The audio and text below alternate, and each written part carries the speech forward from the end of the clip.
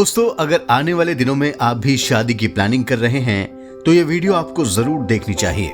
या अगर आप शादी के लिए लड़की ढूंढ रहे हैं तो भी इस वीडियो को आखिर तक देखना आपके लिए काफी फायदेमंद साबित होगा, क्योंकि आज द कर्मा आपको सनातन धर्म ग्रंथों में छुपे उस राज से रूबरू कराने जा रहा है जो कुछ ब्रह्मा जी ने पूर्व काल में ऋषियों से कहा था। जिस लड़की के पैर लाल कमल के समान कोमल और जमीन पर समतल पड़ते हों, यानी कि बीच में ऊंचे नहीं रहते हों, ऐसे पैरों वाली कन्या सुख देने वाली होती है। जिस लड़की के पैर रूखे, फटे, मांस रहित और नाड़ियों से युक्त हों, वो दरिद्रता और दुर्भाग्य साथ लाती है।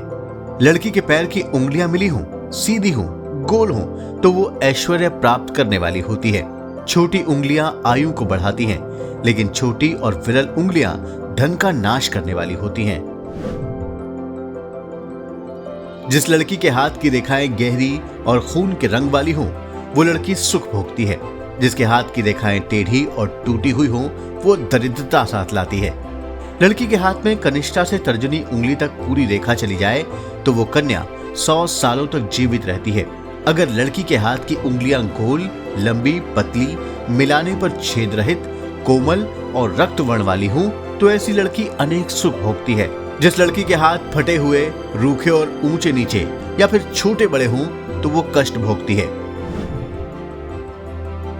जिस लड़की की गर्दन की लंबाई 4 अंगुल के बराबर हो, वो हमेशा रत्नों के आभूषण धारण करने वाली होती है। कमजोर गर्दन वाली लड़की निर्धन होती है। जिसके दोनों कंधे और गर्दन का उठा हुआ पिछला हिस्सा ऊंचे ना हो, वो लड़की लंबी उम्र वाली और उसका पति चिरकाल तक जीता है। जिस लड़की की नाक मोटी, न पतली, न टेढ़ी, न लंबी, न ऊंची हो, वो श्रेष्ठ होती है। जिस लड़की की भौहें ऊंची, कोमल, आपस में मिली हुई ना हो, वो सुख पाती है। धनुष के समान भौहें सौभाग्य प्रदान करती हैं। काले, कोमल और लंबे घुंघराले बाल हमेशा भविष्य के लिए उत्तम रहते हैं। हंस, कोयल, वीणा, मयूर और बांसुरी के समान मधुर आवाज वाली लड़की अपार सुख संपत्ति प्राप्त करती है। उसके पास सभी नौकर और बाइयां टिक कर रहती हैं, जबकि फूटे हुए कांसे के स्वर वाली लड़की रोग, बीमारी, डर, दुख और दरिद्रता प्राप्त करती है।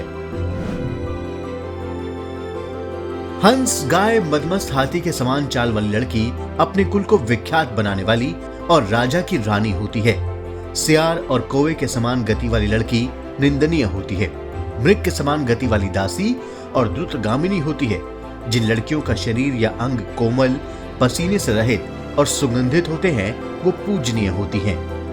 नक्षत्र, वृक्ष, नदी, पर्वत, पक्षी, सांप, दासी आदि के नाम पर जिसका नाम हो, उससे कभी शादी नहीं करनी चाहिए। लेकिन जिसके सभी अंग ठीक हों, सुंदर नाम हो, हंस या हाथी सी गति हो, सूक्ष्म रोम हो, बाल और दांतों वाली हो, ऐसी कन्या से विवाह करना उत्तम होता है।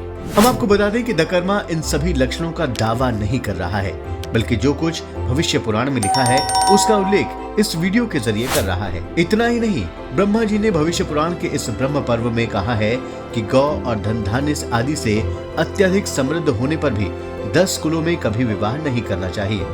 वो 10 कुल इस प्रकार है: जो संस्कार से रहित हो, जिनमें पुरुष संतति ना हो, जो वेद के पाठ से रहित हो, जिसमें स्त्री पुरुषों के शरीर पर बहुत लंबे बाल हों, जिनमें बवासीर, क्षय, मंदाग्नि, मिर्गी, श्वेत दाग और कुष्ठ रोग होते हों।